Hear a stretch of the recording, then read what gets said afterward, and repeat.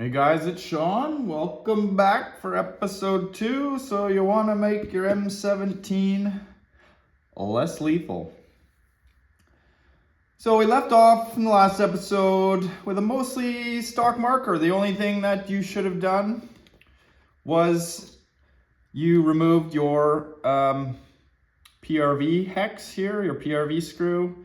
You tightened it outside the marker and you reinstalled it. And then you went out and you shot a couple hundred rounds in semi-automatic only. Am I correct? But you did try full auto, right? I know you did. Now is the time to go out and try it. Pause this video right now. Well, actually, wait till I'm done. Wait till I'm done. I'm gonna do a little short demo here on the full auto. Well, if you want to, and experience fully automatic for yourself. Because once we start tuning this marker, you can pretty much forget about full auto. A, it's really hard on the marker, and B, it can cause headaches. You can get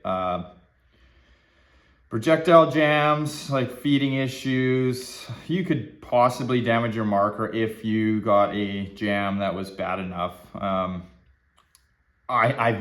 That's never happened. I mean, I've had to put something down the barrel to knock a projectile out, or even the bolt out.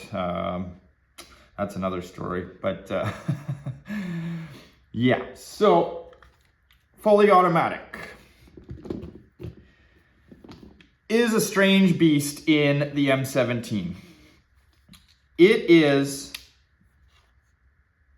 the trigger pull. So there's your semi, there's your fully automatic.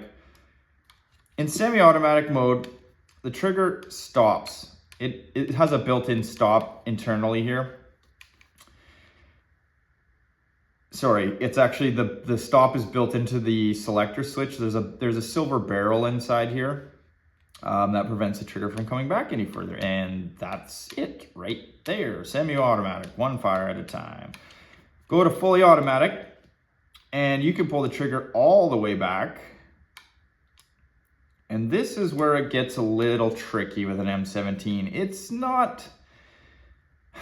This isn't a firearm, you guys. So you don't just flat pull the trigger. In some cases you may have to, and I will demonstrate that because this system is reliant on your bottle output pressure and your velocity setting. So depending on where the two of those kind of coexist is how far you're gonna have to pull your trigger. So if you're running a higher velocity or higher bottle pressure, every marker is gonna behave a little bit different, but chances are you're not gonna have to pull your trigger back very far to get it into fully automatic fire.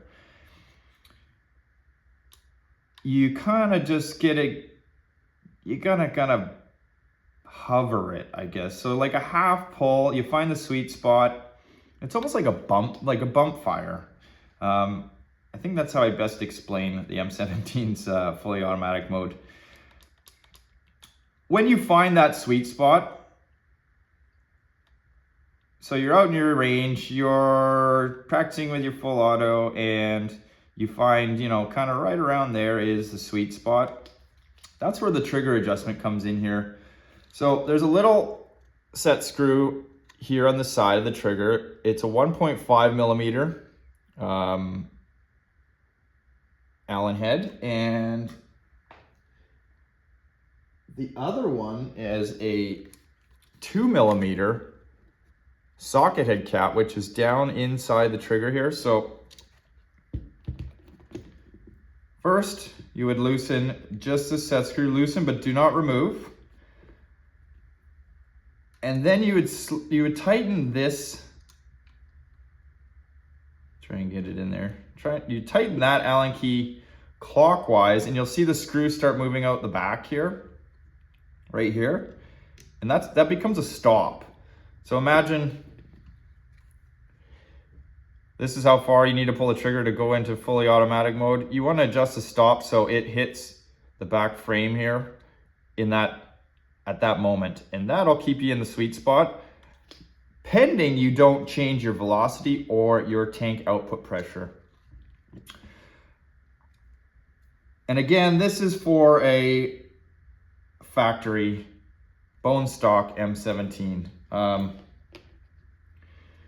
Experience has shown it will perform in fully automatic up to about 30 joules. And then I found it kind of gets out of whack. You know, you'll get some misfeeds or double feeds, and that's the nature of the beast, unfortunately. It can be corrected. It's something I've been working towards, but at the same time, this thing uses a ton of air. These are referred to as air hogs or air pigs, whatever you want to say. It would probably drain a 13 CI tank at less lethal velocities, the same time it emptied a magazine. Does that make for a good shot placement? Not really. And you might have a hard time explaining that one in court. So we'll just delegate this to semi-automatic fire once we get tuning. But I thought I'd throw that in there for you guys. So let me just hook up my bottle here. Just under 2,000 PSI left in this, so there's plenty of air to do what we're gonna do here. My breech is clear. There's no mag in this. I've already checked this marker, it's empty. Put it back on safe.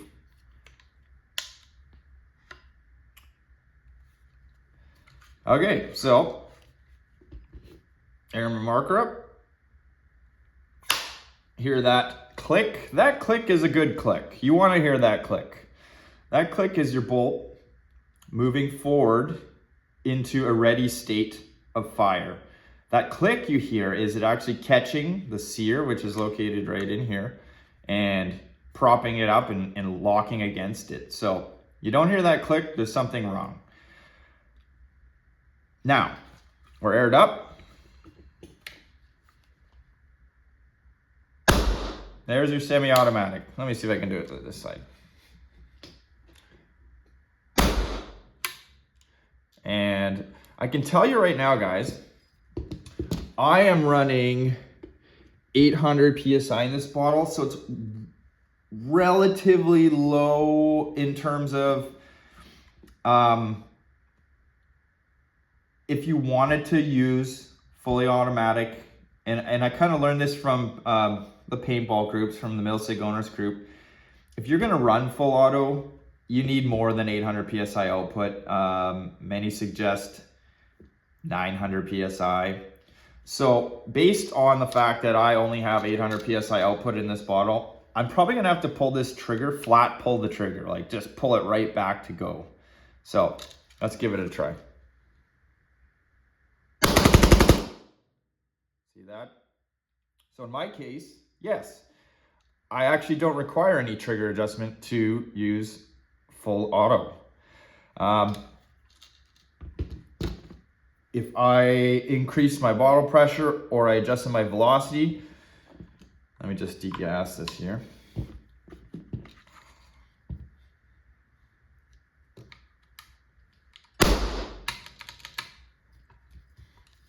I'll make it safe.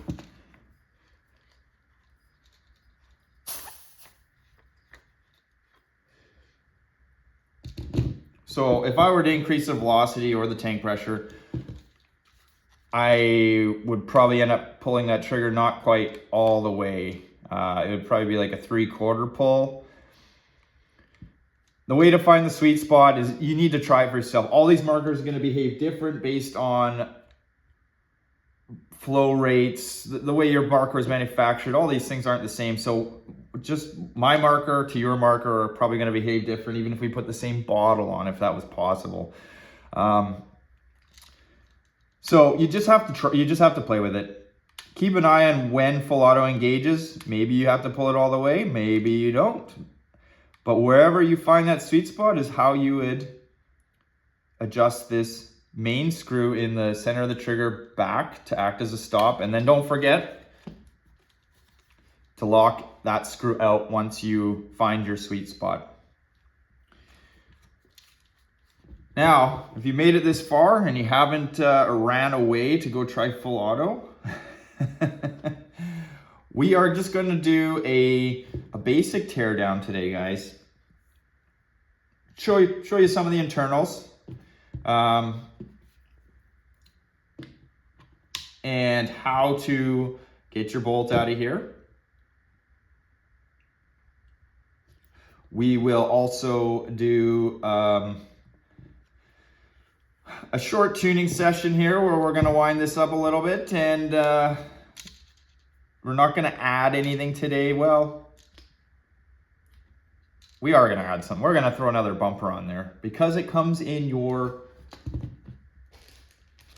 package with your marker. So inside your box, you got an extra, let me get out of this one here. Obviously you got your Allen keys, but you bought another set of proper Allen keys. You got this is your bolt bumper here, this big flat black one. So we're gonna add that one in. This one is your heat core O-ring. And I'll demonstrate where that is. That one goes in the tip of your air chamber, and that is where the bolt slides through. And that O-ring there is for the air chamber. We won't get into that today. It's not necessary to open the air chamber up at all anytime soon, so we're not going to. To do a basic tabletop or even field teardown, you need a pick. Well, you don't need a pick. You could have tiny little fingers or long nails, but I like to use a pick because it makes it easier. So marker's in safe, it's degassed. We are 100% safe here, guys. First thing you do, hook these little cotter pins here, one at a time. Pluck them out and set them aside somewhere safe where you're not going to lose them. There's a little concave washer that sits on top, and you can see it there. The concave, so the dish faces upwards to the pin. I don't know if you can see that, but so the dish is upwards to the pin. Not sure I don't think it really matters. That's how all my markers have all come assembled, so that's how I reassemble them. Something to note. Okay, so you have that pin out, you have that cotter pin out, and you can just kind of one of these pins is just gonna fall out like that. Well, one's still fastened, one's just gonna fall out. So set that aside. And you can twist these to put it in a better position to get your hook under there. Pluck it out.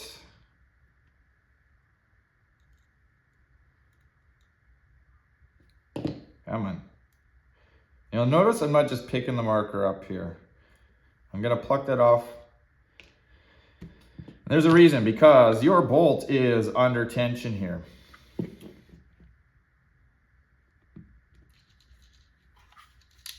Hold the back. I like to just put it into myself like this, or you can put it down on the table, but I think for this video, it's easier for me to do this. Kind of put a little tension on your regulator here. Push your pin out. And this is where this thing can come flying out. And it's actually not going to, because it's in safety.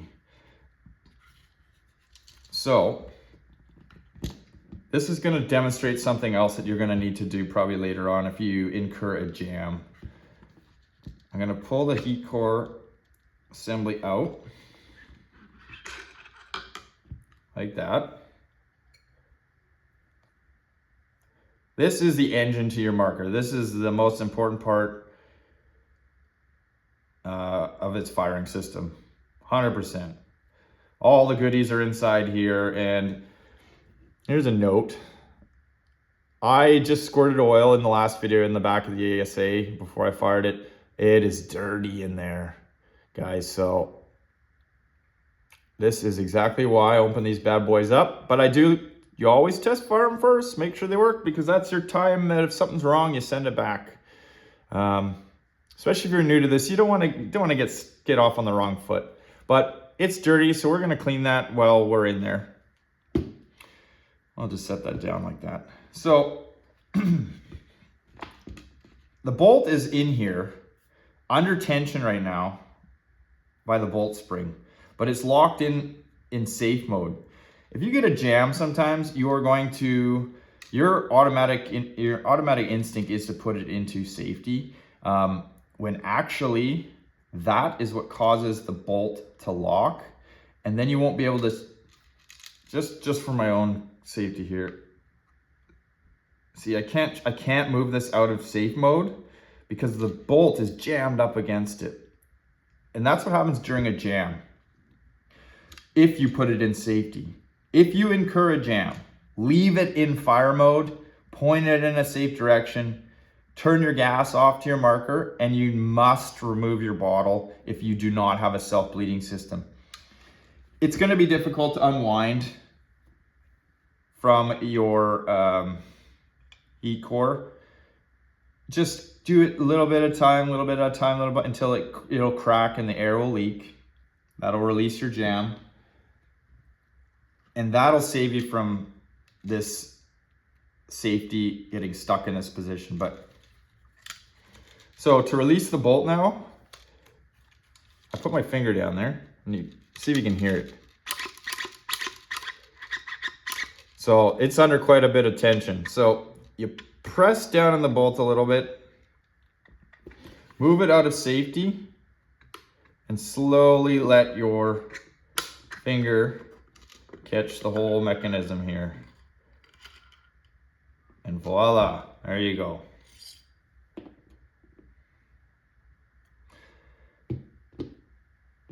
So that is pretty much, that's a basic teardown. We'll get into the trigger group in some upcoming videos.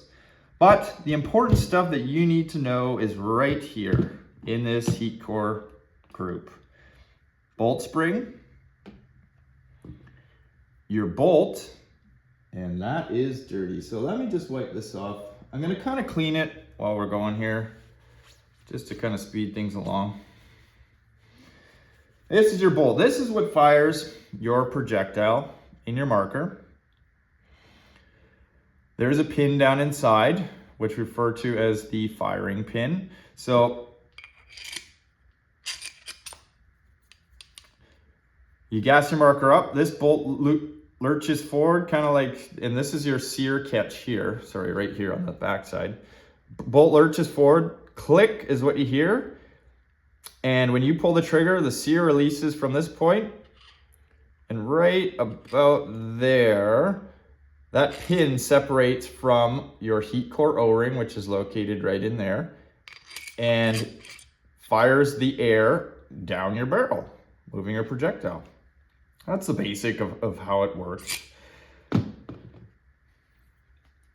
M17 is built like a tank, but there are some things that you need to keep an eye out. And when they start to occur is the time to fix them. Regular maintenance will help you greatly in actually breaking something. Now, the most common thing that people break on an M17 is this silver pin right here. This is called your guide pin. At less lethal velocities, the amount of force this thing is exerting is immense. So things come loose. This stuff's factory Loctited, and it does last quite a while. Usually 300 rounds. I usually find this stuff starts to come loose. This pin is just threaded in there. It is your guide pin. We'll do it in reverse. It's not how your bolt goes in, but you can see this slot in the upper receiver here. Your guide pin slides. See that, guys? slides up and down in that slot. This pin, sorry, keeps your bolt oriented in the right direction. This ramp should be facing that little tip there. See how it's ramped like that? That was designed for FSR so that it didn't flip them in the breech, so it tends to glide over them instead of grabbing the back and flipping them up. That pin keeps that ramp oriented down. It keeps your sear, this catch here, oriented down so that it can properly catch your sear. If this comes loose, it can bend, which will cause automatic fire. It can break, which can cause automatic fire. It can come loose, which can cause automatic fire. And I see where I'm going with this, guys. This pin also, it keeps your bolt down.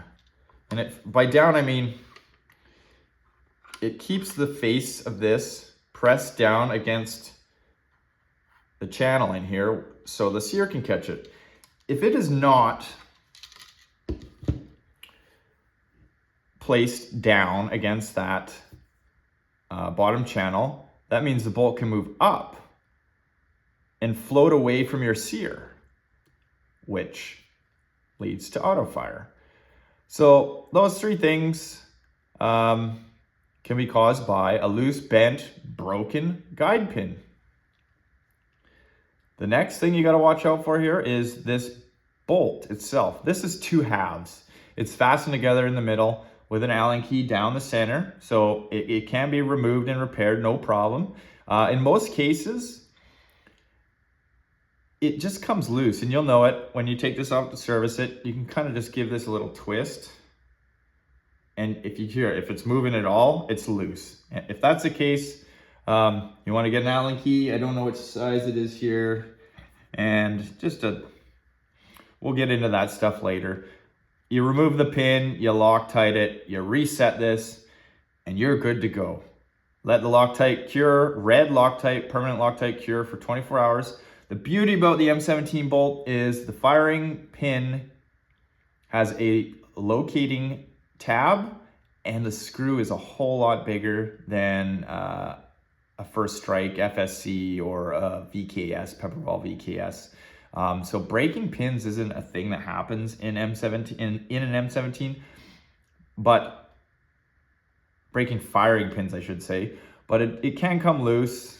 This can break, but it breaks when it gets loose. So if you're doing your regular maintenance and you notice this is loose, same thing. Take it out, red Loctite, Kung Fu tight, as tight as you can. You don't. They say don't, if you score this pin, it's not really important. It's the top face that's more important. I still don't like the idea of scoring the pin. The proper method to reset this pin is actually put it in the chuck of a drill and tighten it, Loctite it, and then run it in. And then just release your drill, let it set 24 hours, and you're good. I've never done that. I've only just hand tighten it in with red Loctite, and once I've done that once, I've re-Loctite this and this pin. I've never had it come loose again, at least in my original Valken M17 that has couple thousand rounds on it. So keep an eye on that. That is one of the problem areas you could say about an M17 that you need to watch out for. Onto the heat core regulator. This upper gray part is your air chamber. This is the regulator body here. It's gonna have all your bits and bobs inside there. Your PRV obviously. And the infamous mil-sig O-ring, which is right inside the tip there. Now I say mil-sig because it seems to be commonplace. Everybody calls it a mil-sig. Originally, yes, but now it's a Valken O-ring. You do not have to change it. This is the O-ring that everybody puts in their FSCs, VKSs, TCPs. it's the same O-ring, guys. So no need to change it. There's no upgrade necessary here, but I will show you if I can get it off on video. I don't have my kind of padded pliers here. Just give me 1 second. Okay, I'm back. So I just went and grabbed, I got a pair of channel locks with some hockey tape on it. So to change your heat core O-ring, the easiest way is actually just to undo this silver cap. It unthreads counterclockwise, lefty loosey, righty tighty. And you can pick it out actually if you like. Nothing wrong with that. It just makes it more difficult to install. Getting it out is always the easy part. Putting one back in is a little more tricky to do. So I use a pair of padded ice grips. See if this guy will come loose. This marker is brand new, so I'm not sure this is going to come off.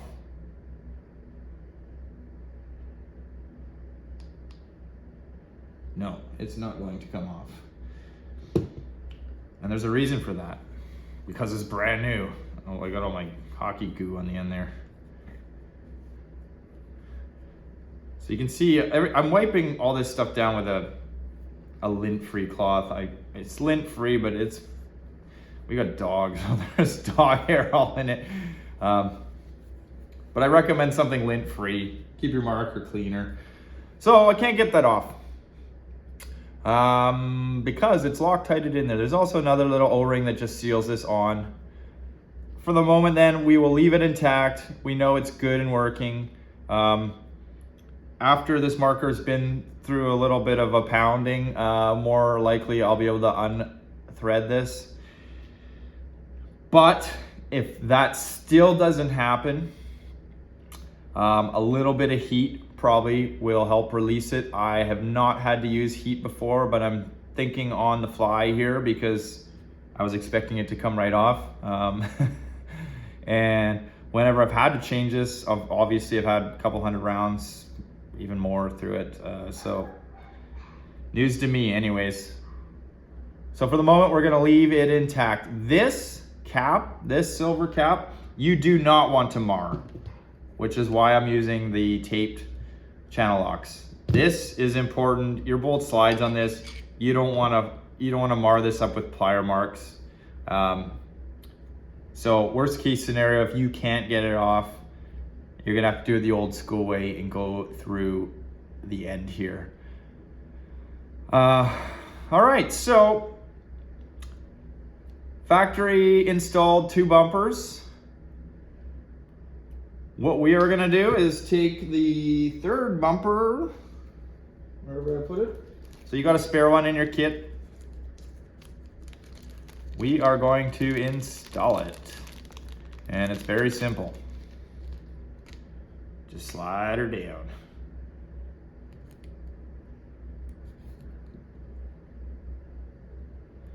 I like that. More cushion for the pushing. As I've said already, there's a lot of force going on here when we start cranking this thing up. Bumpers kind of help dampen the rebound. Think about how fast this thing is bouncing back.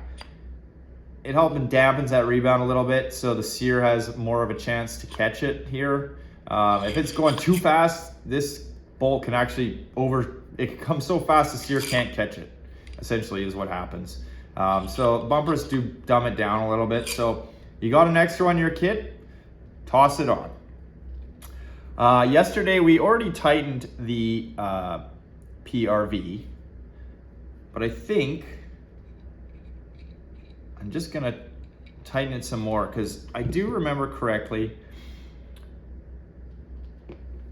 that this PRV isn't fully threaded and there's not a whole lot you can damage inside there.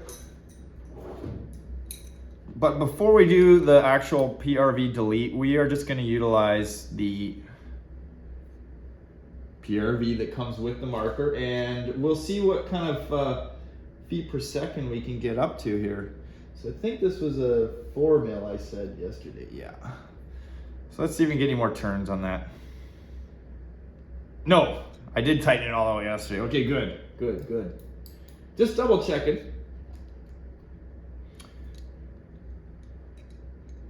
I'm out of there.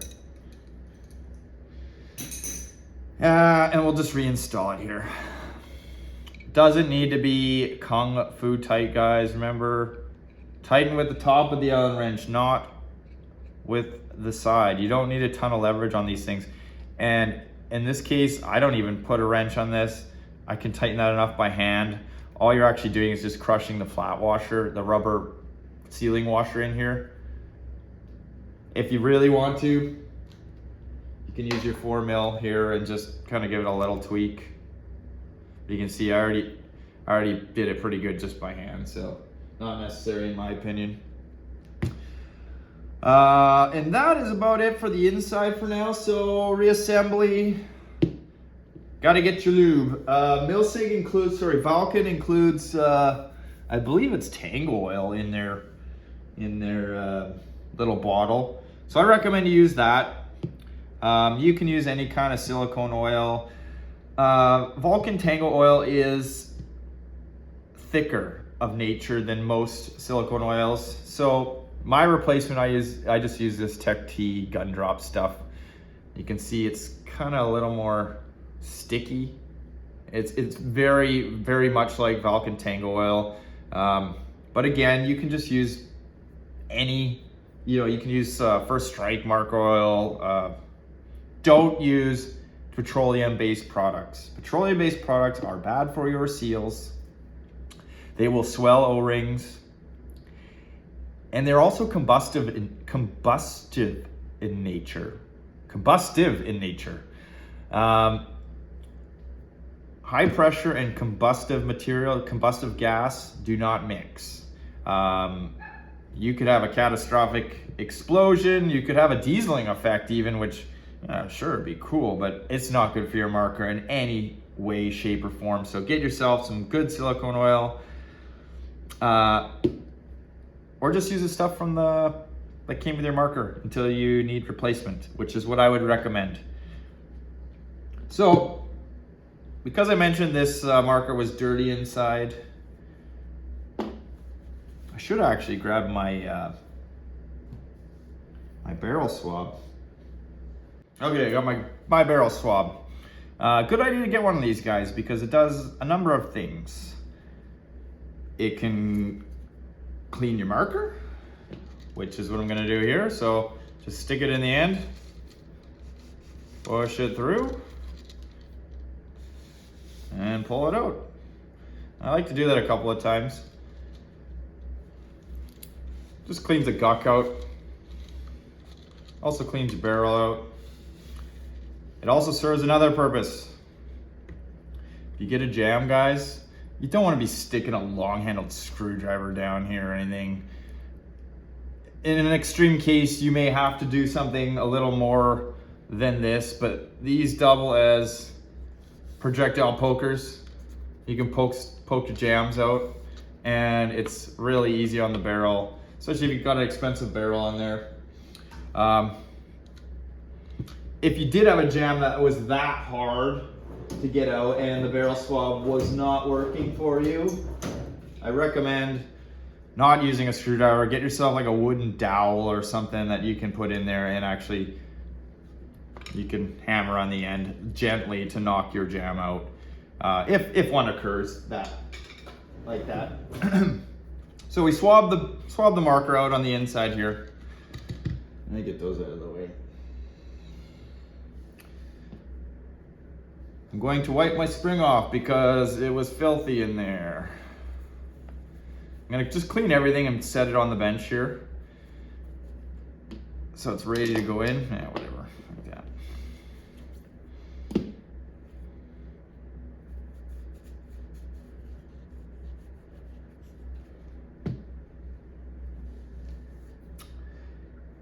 Okay, this is the order I like to do it. It all goes in a certain order, but the spring and the outside of this bolt here, they just need a light coating, kind of like finger oil. So what I like to do is I first lube the air chamber. I'll put a little kind of dab in the tip here on the heat core, and I use the tip of the bottle here and just kind of smear it around. So I'll do that. I just put a big streak down it, it doesn't really matter. And I put a little on the tip here. Hard for me to try and look and do that at the same time, yeah. Don't be too shy, you don't have to be stingy.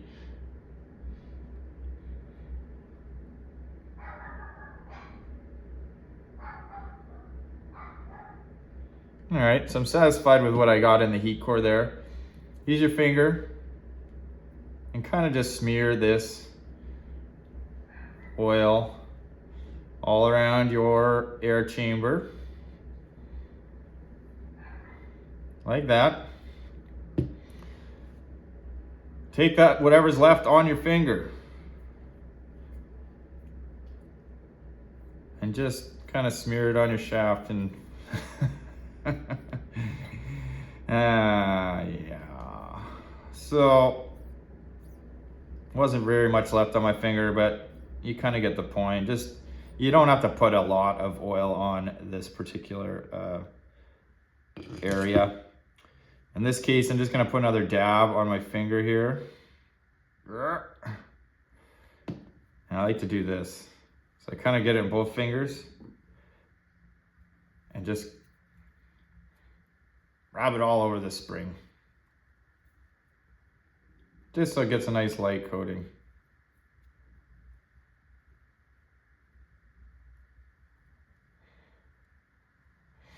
All right, I'm happy with that. So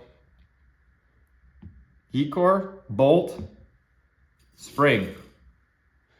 And I'm just gonna use my rag to wipe my hands off here. To reinstall your bolt, your marker must be in semi-automatic mode.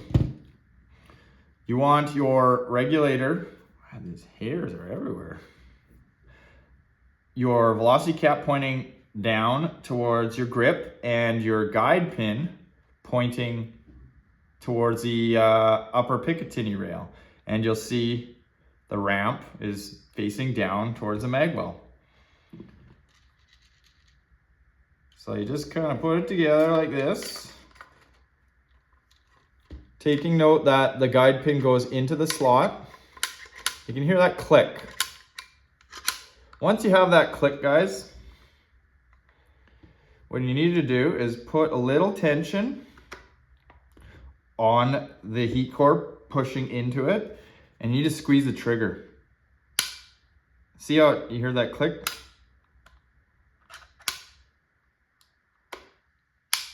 That is the sear. So the sear traps the bolt from going back in unless you squeeze the trigger. So once it's past that point, you can let go of the trigger. Push it up.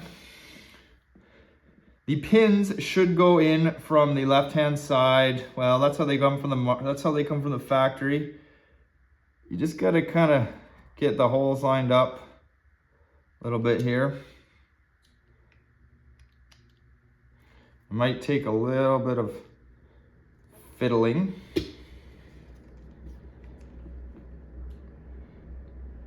Come on.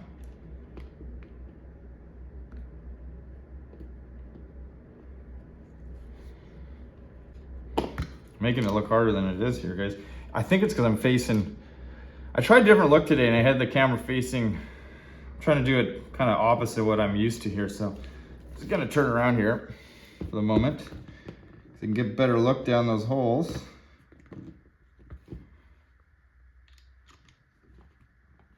There we go, that was much better.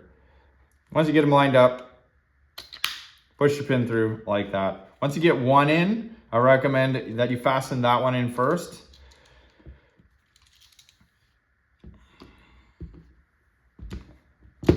So there's some tension on that regulator right now, so that pin's not gonna drop down. Take your concave washer, concave to the sky, cotter pin. And being careful that it doesn't shoot across the room. I can tell you, it happens. So do this somewhere where you can find stuff. I wouldn't do it on the carpet.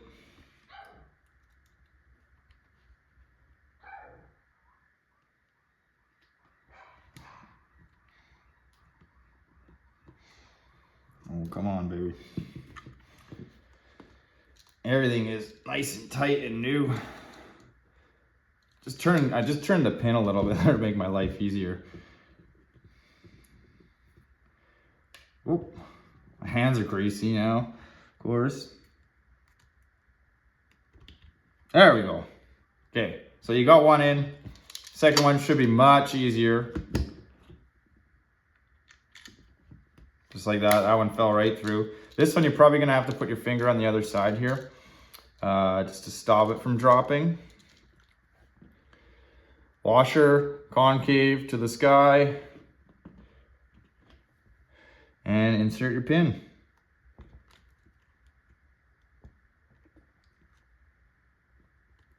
Much easier that time. And there you go. Your first basic service is done. And you got to learn a little something about the internal workings of the marker.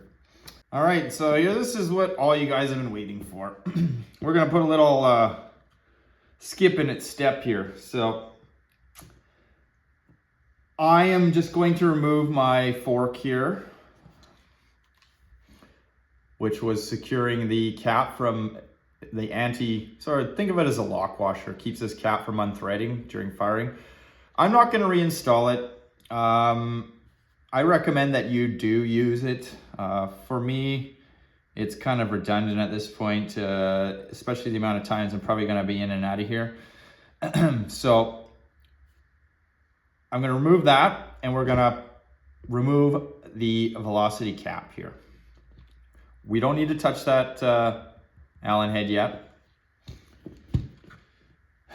So I think this is a, nope, not that one.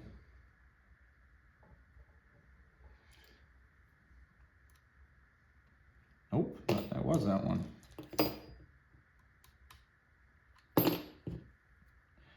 Two mil. Allen key, so just remove your screw here. And don't forget, don't lose your spacer. And you can see here, just pull this fork out of there. Kind of got to wiggle it like that. That's what that guy looks like. So it just keeps tension down on this from backing out. We are going to remove the velocity cap. It is only going to be hand tight. It should ever only be hand tight. Don't ever put a wrench on this, not even a padded one. I mean, maybe if you couldn't get it off, but never tighten it on with any kind of tool, guys. Just grab it, give her your old twist, and it threads right off. There's your velocity cap, your velocity screw, and you can see the screw protruding in the bottom, and you can see how it has that, the set screw has a cone point on it. That is designed to interlock with this little drill point in the brass cap. The reason we're opening this reg right now is to confirm that this reg stack is installed correctly. I don't know if Valken was doing this on purpose. I don't know. But I can see already it doesn't look correct to me. So put your finger on it here and just kind of dump them out. Stack comes out like this.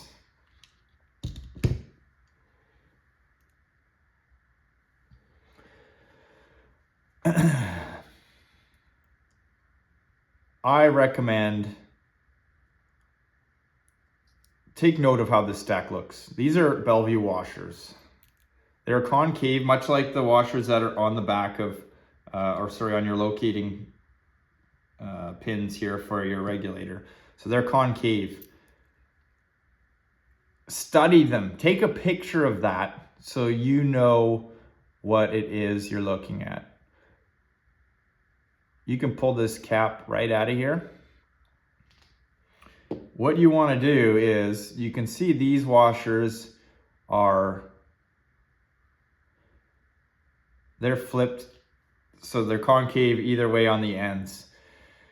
I've found tuning with a regulator intact like that and trying to get max FPS out of this marker, you'll actually blow the cap before you get to max. So I don't know if they started doing this just to hopefully stop people from tampering with it, but the original Valkens, like the one that I started with, comes with all the washers, Bellevues, stacked like this. And by this I mean, so the concaves, the concaves are facing each other. So you can see what it looks like when they're facing each other, and then when they're not facing each other, they have a gap. So what do you want? There's 8 washers in here, Bellevue washers in here in total. You want all 4 pairs of them to be facing each other.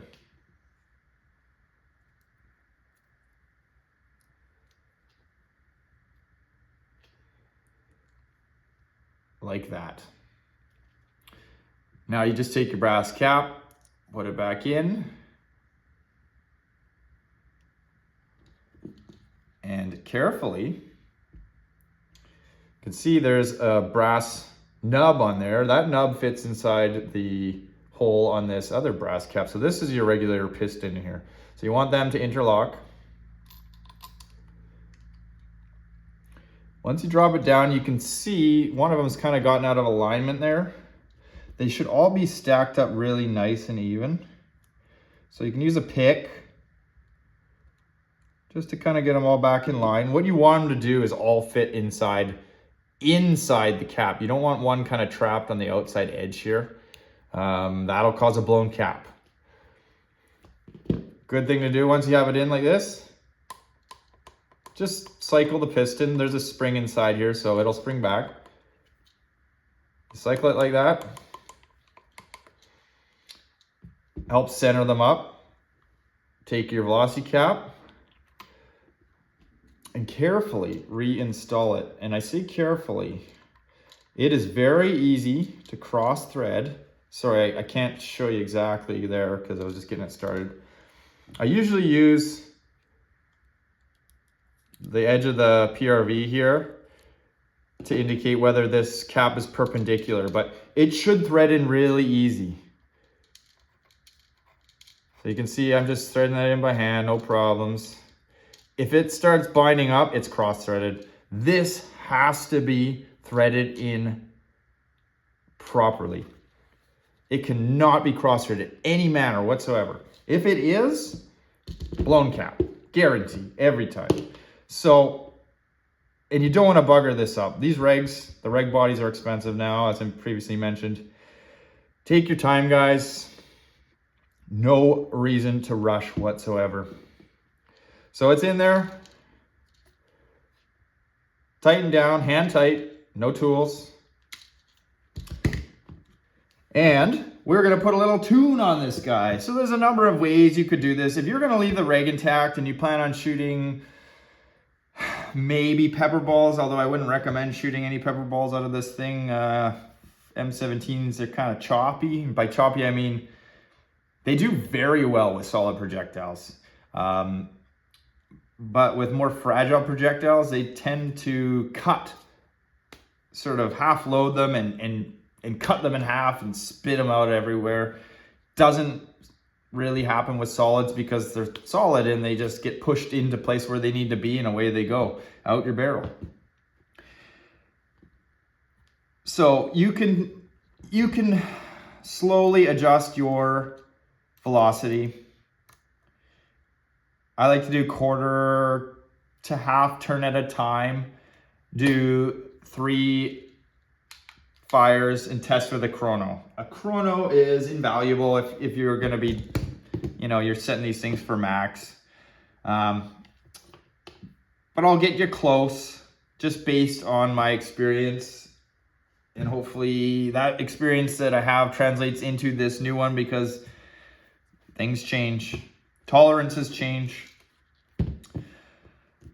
When you're adjusting this, the marker must be completely degassed like it is here. If you're adjusting this velocity cap, you want your marker to be like this. No tank on it, anything. That way you know it's safe to adjust this cap.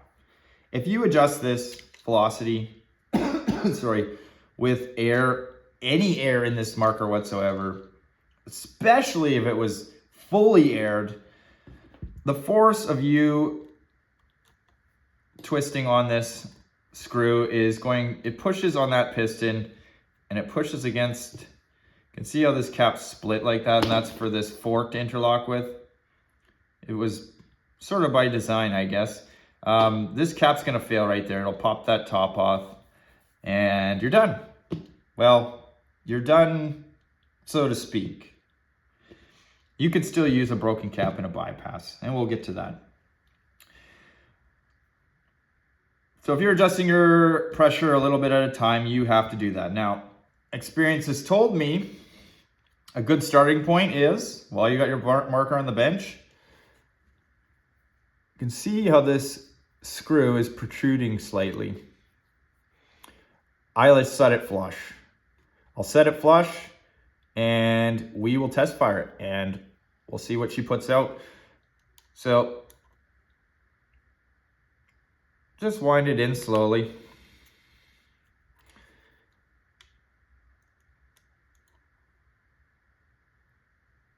And it is gonna get difficult. So you see I'm just rubbing my thumb over to see how flush it actually is. You can look from the side.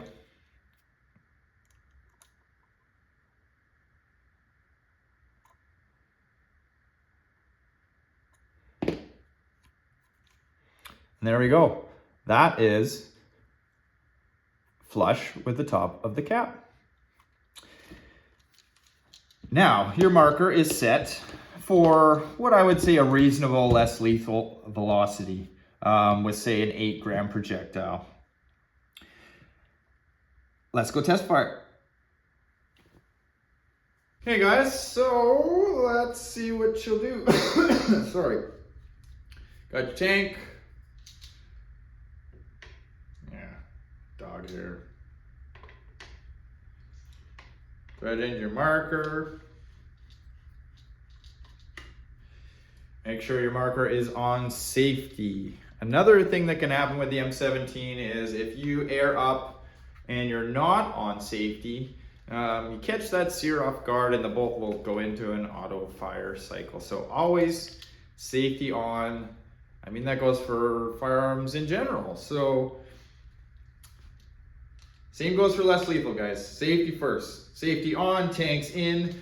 Because we haven't done the detent fix yet, I recommend you don't insert your magazine until you've aired your marker. That way you don't get that comical ball drop that I demonstrated in the last video. So we will get to that. And if you're impatient, you can search through my videos and you will find it. It's very simple to do.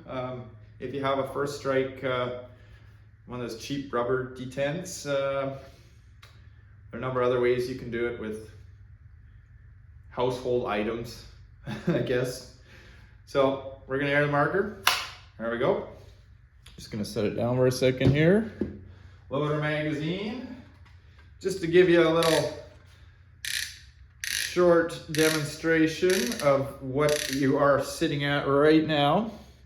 I will load 3 Canada Rye balls. So these are 9.9 grams. So these are heavier.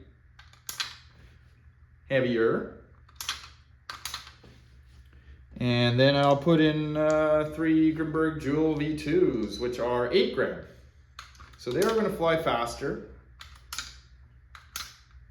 but again, the joules will translate to about the same.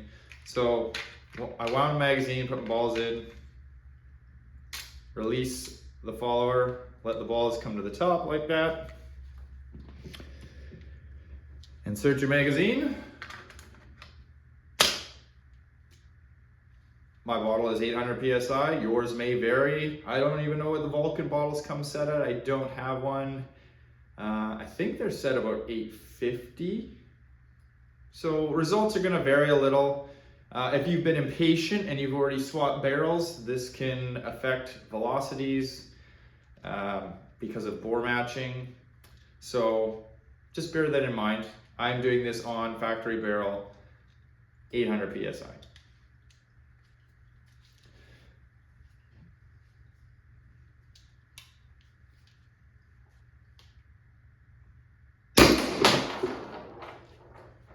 $230.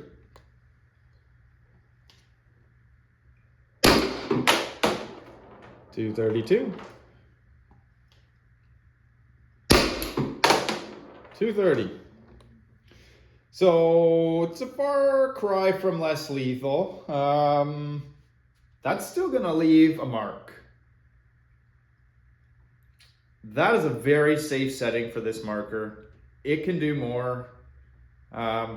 And I think I'll wind it up a little for you guys, but let's fire off these last 3 Canada Riot balls. But note, out of the box, this shot 166, I think it was, feet per second with a Grimberg Joule. And I think it was like 140 something with a Canada Riot ball. So, you know, that's a 70 feet per second increase approximately already. So you can see where it's going. Canada Riot ball. 200. 202. 196.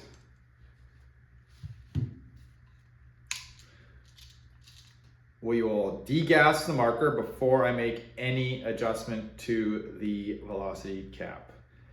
At this point, if you are adjusting from flush, you must only quarter, half turns at the most at a time and re-chrono your marker to see where it's at. First things first, turn the marker off.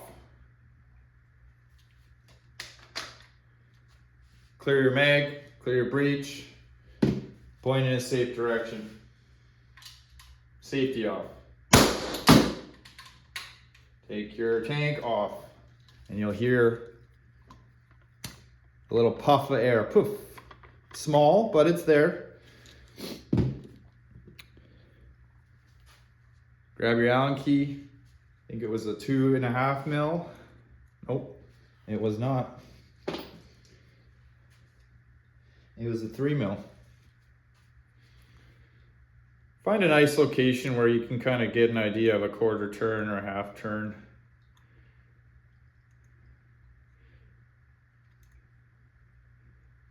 I'm gonna say right about there. So I'm gonna do a half turn.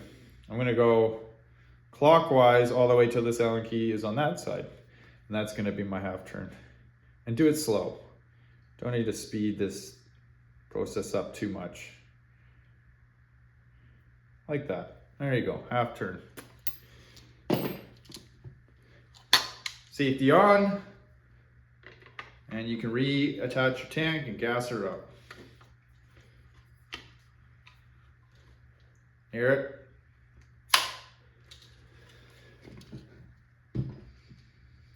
Throw in a couple projectiles here and re-chrono.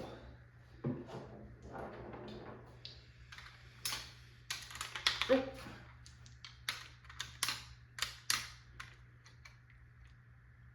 I'm just gonna put in 3 joules this time.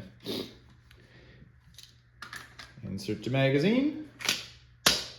Make sure it latches, so when this latch is kind of 45 degree out, it's locked. Sometimes the mag doesn't lock, and especially this new Valken, the mag's nice and tight, so you kind of got to give it a little slap, which is nice. I like that. Let's retest. We were 230, 232 with a dual V2.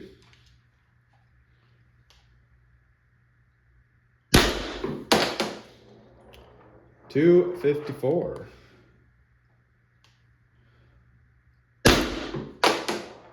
$254.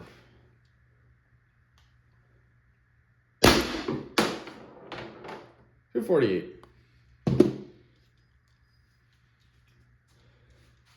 Rinse, repeat, guys. I think I'm going to end the video there. Actually, no, I'm not. But I'm going to not show you every time I adjust this regulator. So I'm going to do that off camera. I'm going to see what I can get to here, and then I will I'll flash you back on to see where I think this marker is probably at its maximum in the form that we have it set up as right now. All right, guys, so I believe I've reached the maximum velocity on the factory intact regulator on an 800 PSI bottle. How I've come to that conclusion. Like I briefly showed before off camera, chrono, degas, take bottle off, adjust the velocity, a little bit at a time. This is how I come to the conclusion, and this is why chronograph is invaluable. Is we set this cap flush, we test fired, you saw, 230 feet per second with an 8 gram joule, which was a significant increase from the original 166 out of the box.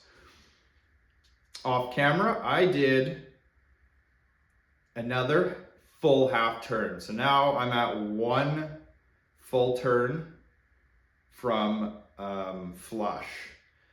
I made another quarter turn adjustment.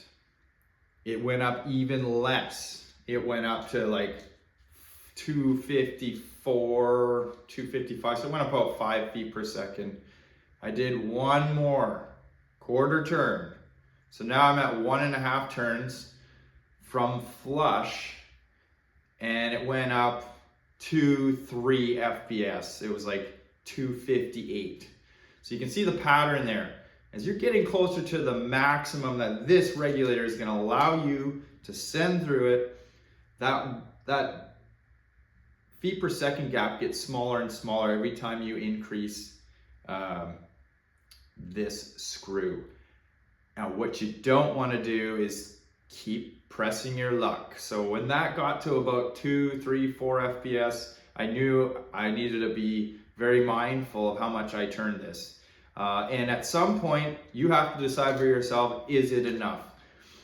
That is one issue having a regulated marker is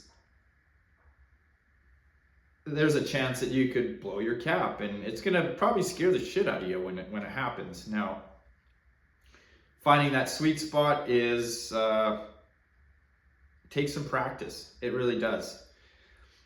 But I can't stress this enough, guys. I am 1.5 turns from flush. That does not mean your marker will be 1.5 turns from flush. Taking into account, I did rearrange the stack in here.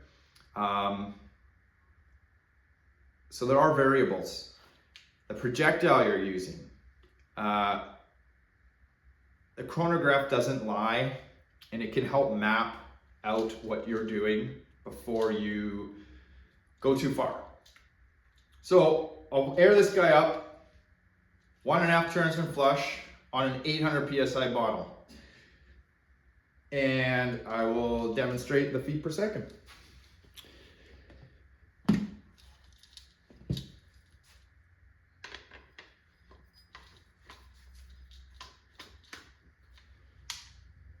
Got about 2,000 PSI left in this bottle, so plenty of air. Air it up. Got 3 Joule V2s in there.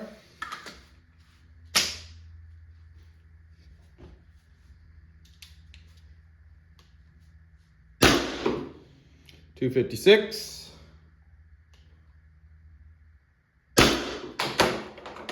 248.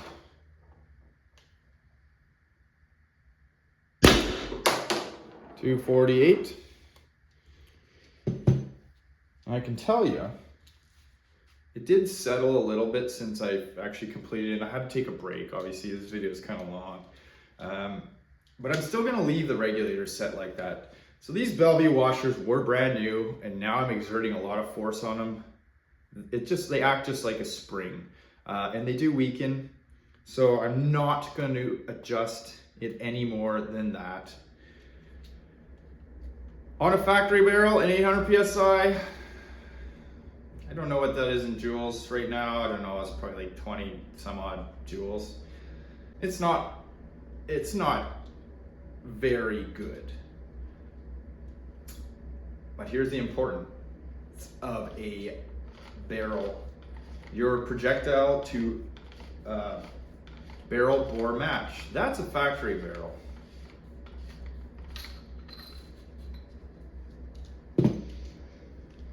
I'm going to put in a Grimberg barrel,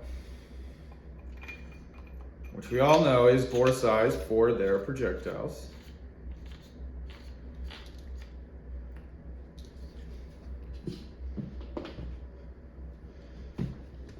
What did I do? Oh, never mind. There it is. Load up a couple more joules.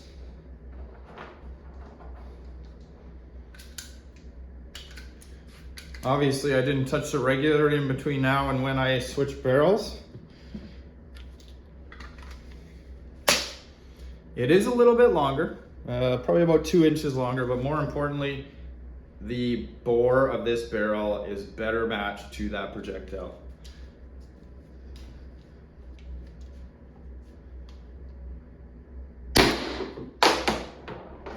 $290. That's over 30 joules.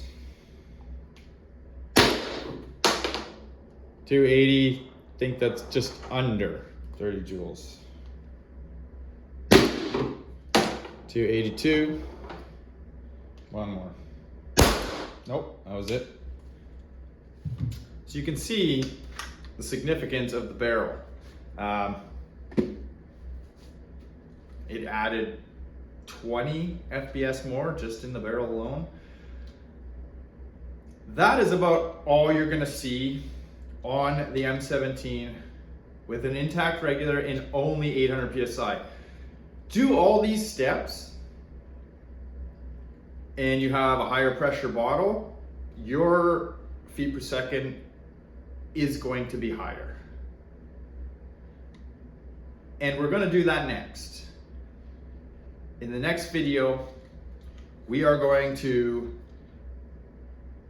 install a PRV delete because chances are this might be blowing off already if I insert a bottle of higher output pressure, but we'll confirm that on video for the next go around. So yeah, stay tuned for that one. Something else actually,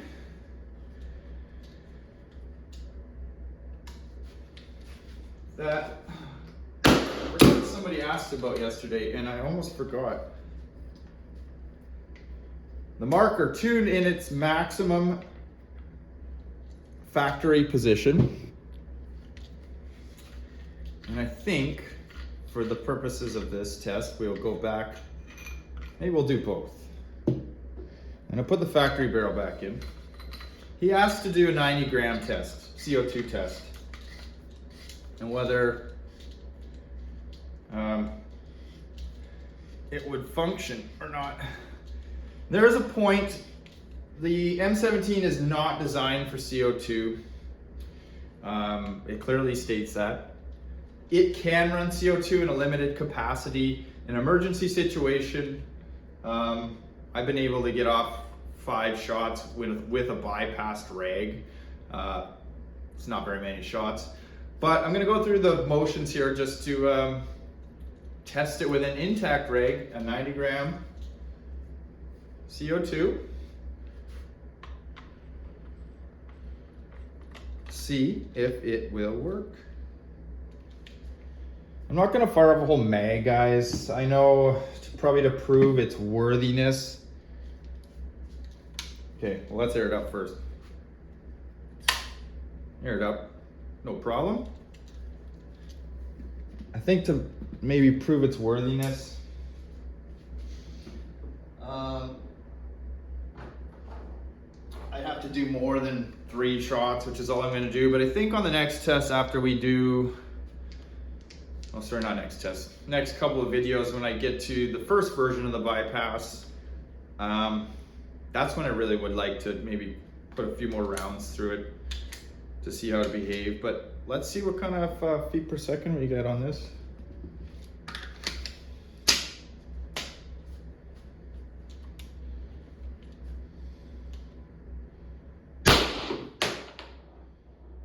Holy, wow, you guys, 326. She's smoking out of there. Holy smokes, yeah, doing just fine.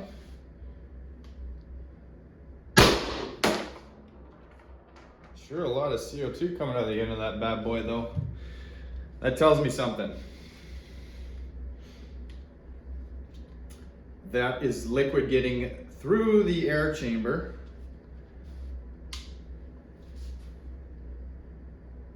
Oops. Better mag check that. Yeah. It's CO2 that's getting through into the air chamber liquid, and that is what freezes your O-ring. So that excessive CO2 you're seeing is not good for the O-ring in the end. If it freezes that, you'll tend to get the bolt will hang up on its return, and you can lose all your air. But I'm impressed with that actually. So it did fire off 3 rounds with a 90 gram intact rag tuned to the max. We'll test it again with once I do the first version of the bypass, and I'll explain why it probably is only going to work with the first version. In the meantime, happy shooting.